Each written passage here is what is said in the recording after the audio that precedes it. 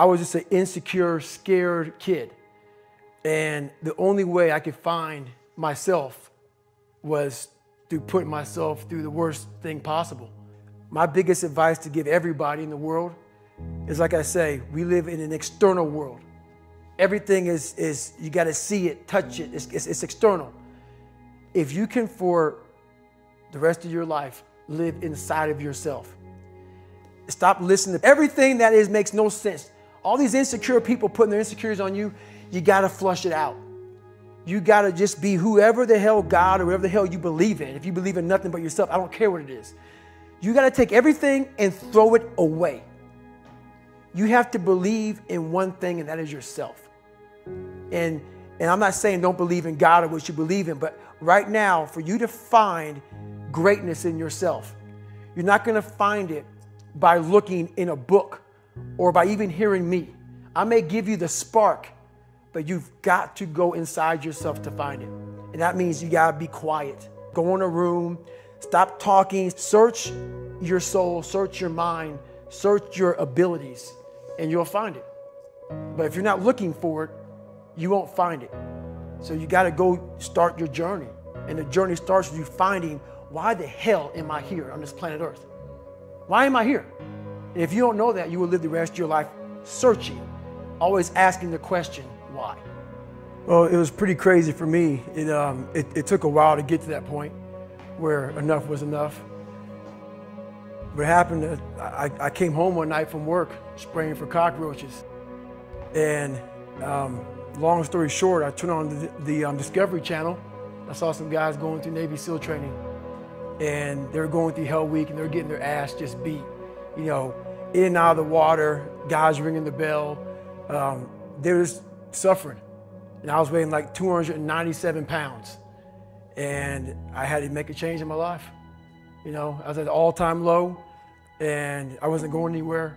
And I was exactly what everybody said I was going to be, which was nothing. So I had to make a change. No one was helping me out. My dad made my mom kind of irregular. So she worked 3 jobs, went to college full time, so she was never around.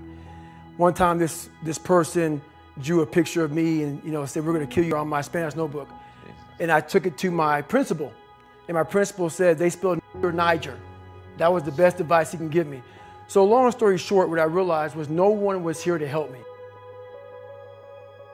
I started shaving my head when I was 16 years old. And the feeling I had every morning when I looked in the mirror was horrible. And I didn't want to feel like that anymore. And how I felt was a kid going nowhere, a kid that was scared. And most kids will accept that and look for help.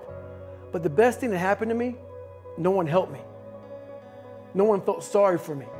No one looked at me and said, like this day and age, they'll take you in and they'll tell everybody, stop picking on this person. Back then, they didn't care. The KKK marched in our 4th of July parades. They had to stay 100 yards back, but they marched in it. Wow. That's how this town was. And my mom cared about me, but my dad took our soul. And she did the best she could. I had to figure out I wasn't going to be a punk kid all my life. So the only way I could turn it around was to suffer. I had to build calluses in my brain the same way I built calluses on my hands. So I broke the Guinness Book of World Records for pull-ups a long time ago, but I failed at it twice. And I did 67,000 pull-ups in trying to break this record. So to do 4,030 pull-ups, I had to do 67,000 for training for that. And so what I realized is for me to become the man I wanted to become, I saw myself as the weakest person God ever created. But I never blamed God for anything he did to me. So I wanted to change that to be the hardest man ever created. Am I that? I don't know, but you had to have a goal. And my goal when I was sitting there, not going to school, being bullied, having no self-esteem, my goal was the only person that's gonna turn this person around is me. The only way I can turn it around is put myself through the worst things possible a human being can ever endure. And that'd be the only way that I can build this brain to handle anything that comes in front of it, callousing my mind through pain and suffering. In the end, what would your advice be to that 16-year-old kid who's staring in the mirror, does not like what he sees, but is still running from adversity? Well, my biggest advice to him is that, first of all, he won't like what I say to him, because I'm going to say the exact opposite of what the world, today's world, is saying. So we read a bunch of books nowadays. As humans, we want to find out how to be someone else. What we don't do is we don't go inside. So literally turn yourself inside out. Read the book that's like we're writing a book every day of our lives, but we never read that book.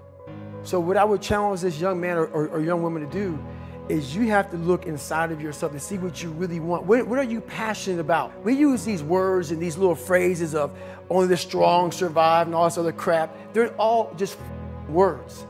I get so tired of hearing people just talking. Like right now, someone may think Goggins is just talking.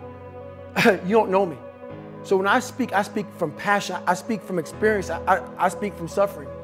I have to tell this young man or woman that the only way I believe, and this is my experience in life, the only way you're ever going to get to the other side of this journey is you have got to suffer to grow. To grow, you must suffer. And some people will get it and some people won't.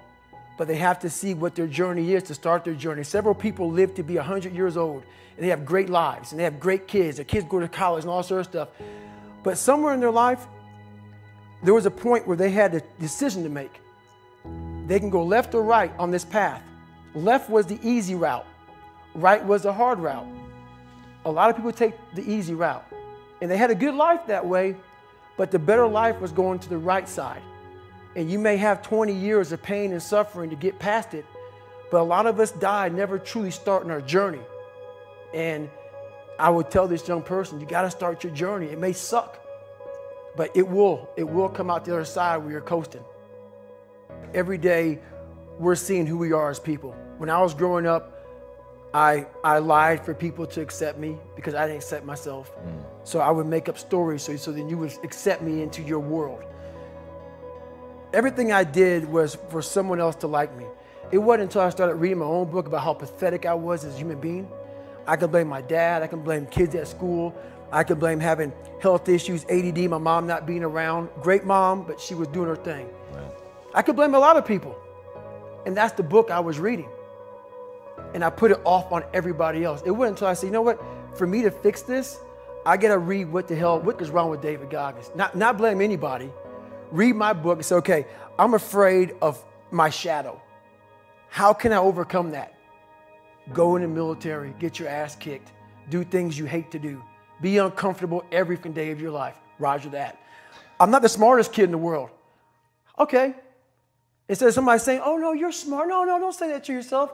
I said to myself, no, I'm a dumb motherfucker. Okay, roger that. How you get smarter? Educate yourself. So the things that we run from the truth. We're running from the truth, man. So the only way I became successful was going towards the truth. As painful and as brutal as it is, it changed me. It allowed me to become, in my own right, who I am today. So hopefully I can help people that believe that they're much less than what they truly are. Help them find greatness in themselves. And greatness isn't running 200 miles at a time or doing 4,000 pull-ups or being a SEAL. Greatness is whatever the hell you dreamed of in your own mind. You got to first see it. You got to first create this vision in your mind. And then that's when I come into play. Once you create this vision in your mind, it's how am I going to get there now? And that's when I come into play. But first you got to create your own vision. And then it's not external. It's the vision created is inside of you. So until you create that, I'm nobody to you. I'm slowly writing a book right now. It's taking me 4 or 5 years because I have so many things to talk about. It's going to be probably several books. But the first book will probably be about my life story, how I came up, and a few lessons learned along the way. But, you know, I have so much to talk about, so much to say, just to give people a lot more than hope. So.